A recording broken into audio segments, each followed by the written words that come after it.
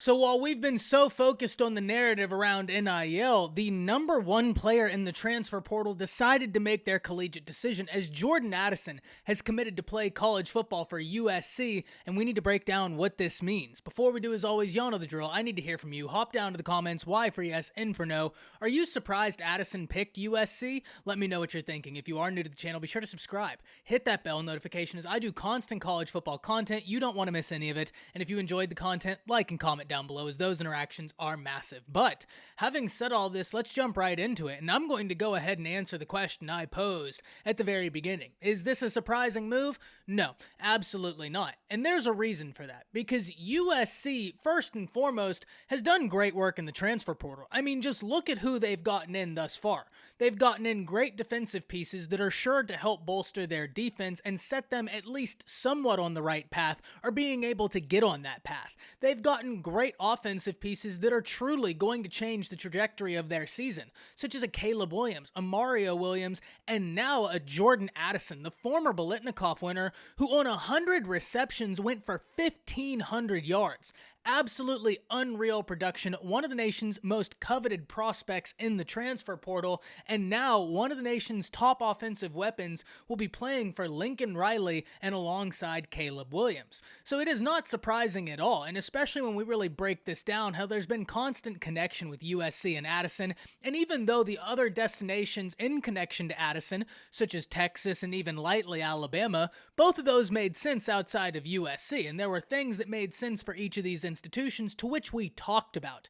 But for USC, it was just the consistency of it, something we didn't see from Texas or Alabama. Now, that's not to say that the University of Texas didn't make this a battle. Hats off to the Texas Longhorns, because I think they made this a lot closer than many anticipated it would be, and there's a lot of reasons for that. There's a connection for Addison in Austin, probably the closest connection he has, in his former wide receivers coach Brennan Marion, now being with the Texas Longhorns. And even though Addison has familiarity with Caleb Williams, it was the relationship he had with Marion that saw so much success. And so I pointed out in that video, Texas could be a real threat to USC, and ultimately at the end of this, it came down to those two schools in Texas and USC. So hats off to the Texas Longhorns, who, like USC, have done phenomenal work in the transfer portal. Look, there's a lot of schools we can point to and say that team has really increased their chances of success this year through their work in the portal. But you'd be hard-pressed to not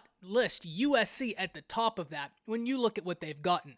They've completely been able to change the trajectory of what they could do in year one under Lincoln with what they can do now. And I'm not saying they're going to win a college football playoff game and go to a national championship. Not my contention at all. I think they have a ways to go, but I think they're absolutely starting on the right path. And one thing we do know about the transfer portal is you can increase your odds of winning now by a lot by using the transfer portal. Look at Michigan State. There's going to be a lot of case studies for the transfer portal in the coming years. USC is absolutely going to be one of them when you look at the massive wins they've gotten out the portal.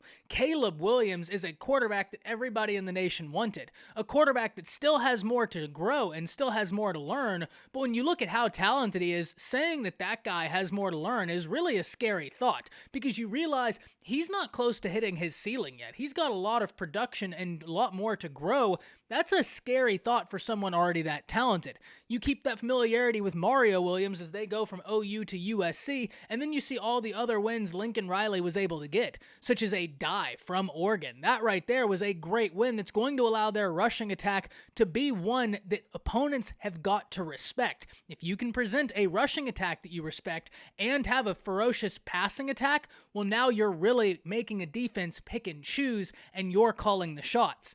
When we look at this right now, if USC's offensive line can be the offensive line they want it to be, that they hope it can be, this is going to be a dangerous offense. We still wonder what the defense will look like, though they've done great work at getting in pieces from the transfer portal, but there still needs to be work done there. I think even USC fans would admit that much once we're having this one-on-one.